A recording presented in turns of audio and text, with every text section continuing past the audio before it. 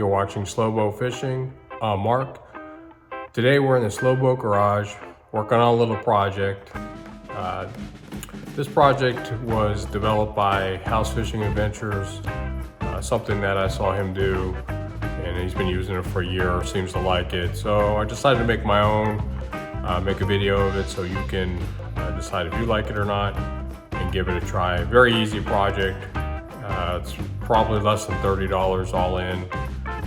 Something I definitely would recommend.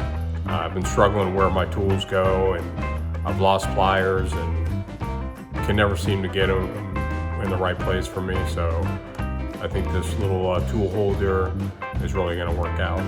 Let me know what you think in the comments below. Check out House Fishing Adventures when you get a chance. Subscribe to his channel.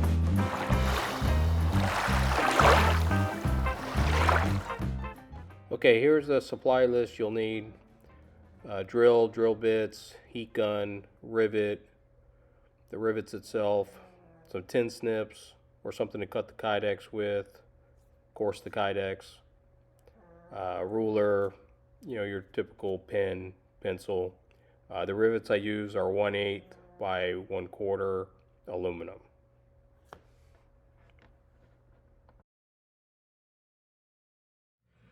Okay, step one, remove all the screws.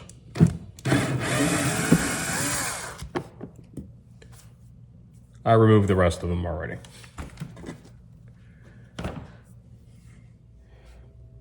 Okay, so I have some kydex here. I don't know what the millimeter is, but when I put two sheets together, the thickness is 1/8 inch. This is just left over from my project with the catch kydex holder that I made. You could check out that video. But just some leftover kydex. I seem to use it a lot throughout the boat and all my projects, so just get it on Amazon. So what you want to do is, for this kydex, there's a shiny side and a matte side.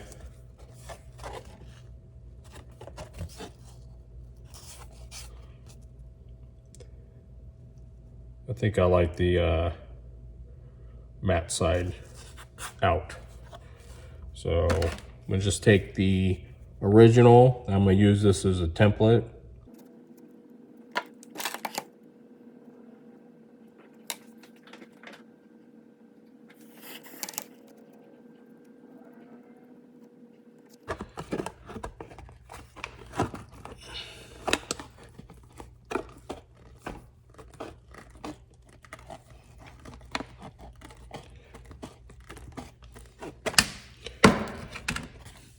There you go, all cut out. Let's see how it fits. Okay, so it looks like to get it to fit, it has to be pretty close to the exact of this. I did make it a straight line across so that my tools can fit down in it. It looks like I probably have about 1/8 of an inch on each side. So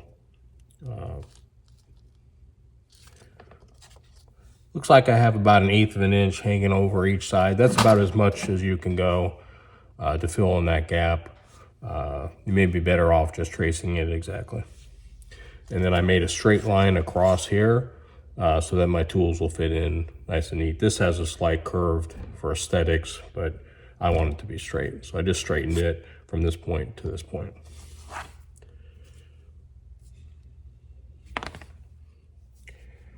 Now I'm just going to trace the same pattern that I just cut out that I know fits onto the next piece. And I'm going to do shiny to shiny. That way the tools can slide in with the slick side on the inside.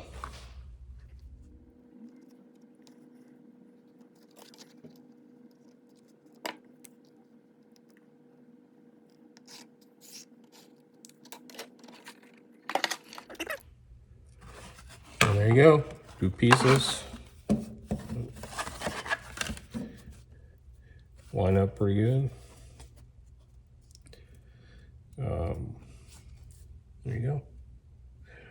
I'll come back once I rivet everything in place. I'll come back and hit it with the sander, get everything nice and flush. Okay, once you get your cutout, then you kind of want to see where your tools are going to go.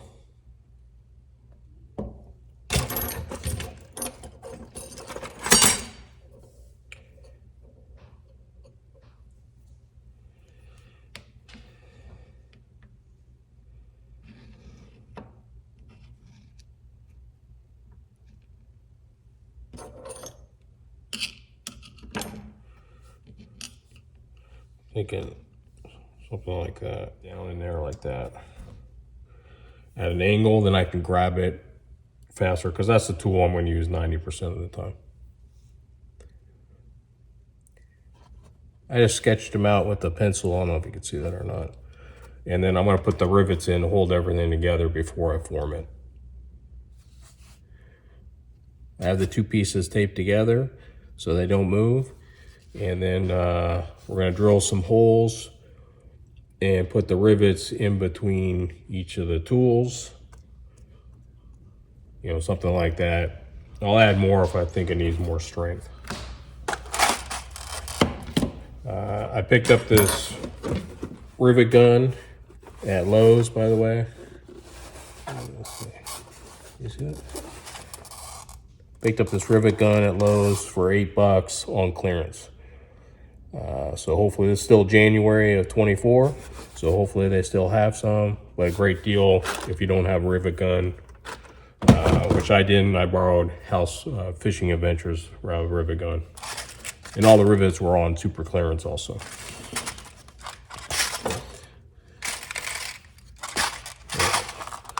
So this aluminum 1/8 by 1/4. We're gonna go ahead and do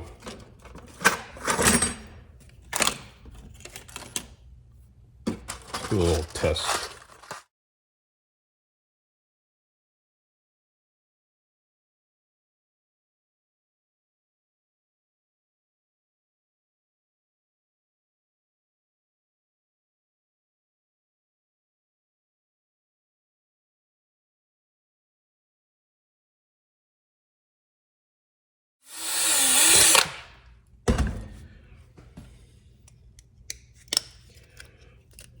So this one I grabbed is the aluminum. It's the aluminum, and it is the 1/8 by 1/4 grip. This is my first time riveting, so if you've not done it before, it's super easy. Just stick this in there like that.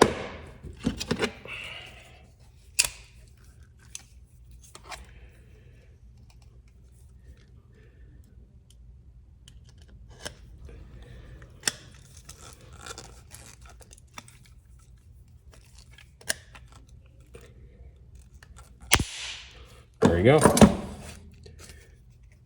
And I think it's got a good mushroom head on the back. So we're gonna go with 1/8 and 1/4. That looks pretty good to me. You see it? Make sure when you're putting your rivet holes in and planning out where you're gonna put your rivets that you come in at least an inch, because you have your kayak right here on both sides. So you gotta come in at least an inch, probably more like 1.5 inches at the minimum to put your rivets in. So I'm just gonna kind of map this out, get them in kind of a straight order, just so it looks nice. Okay, I got all my rivets in there, all nice and straight. Now it's time to form the, I missed one right there. Now it's time to form the tool section.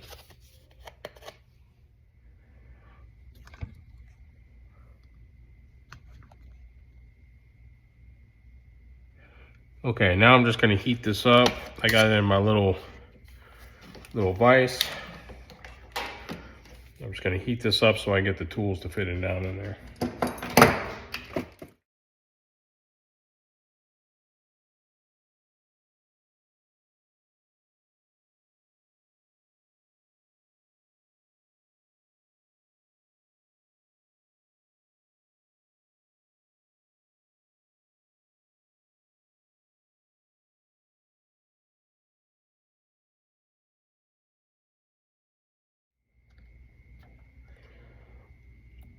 I want to get down in there a little farther, but I'm just getting the initial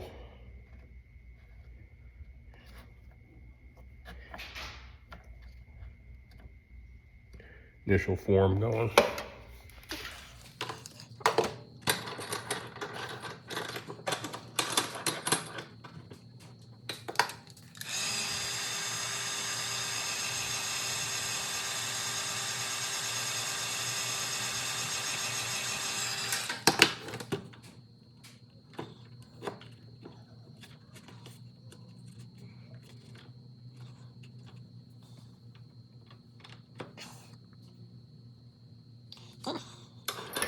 Give you a view what it looks like.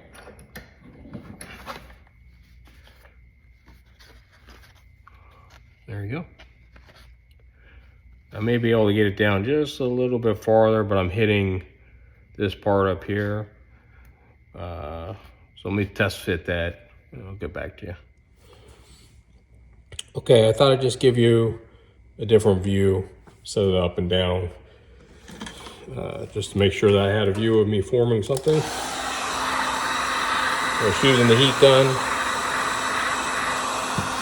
That's where my cutters are going to go.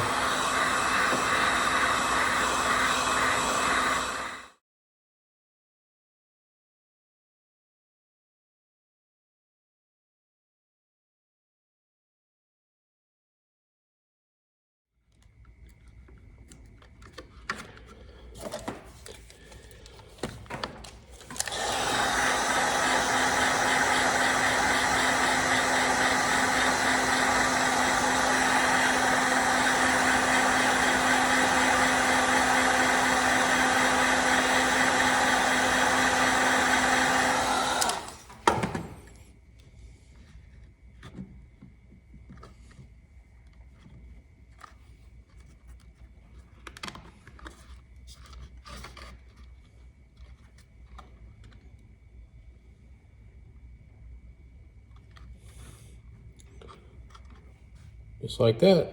So I got my cutters.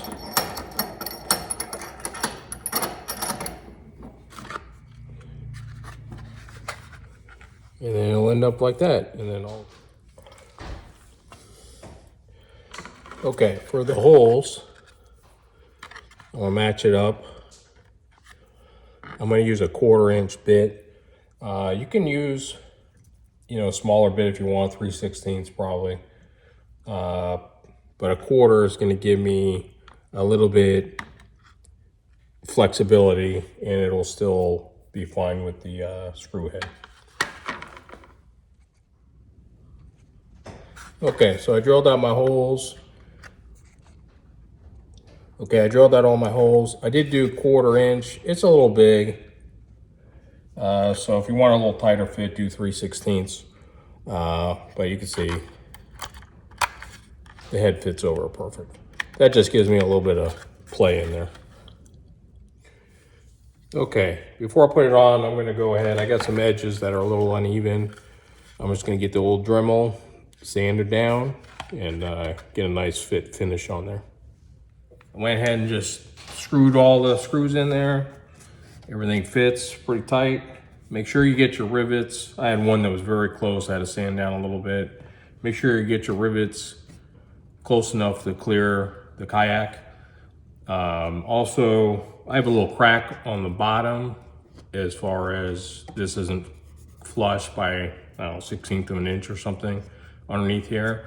So water will drain out, but you can put in, a couple drain holes in here if you want to do that. That would be helpful to get, so you don't get water in there. I may add a drain hole in there. I'm gonna fish with it, see how it is, and then I'll go from there.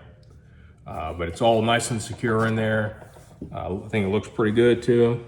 So go ahead and put my tools in there, see what it looks like.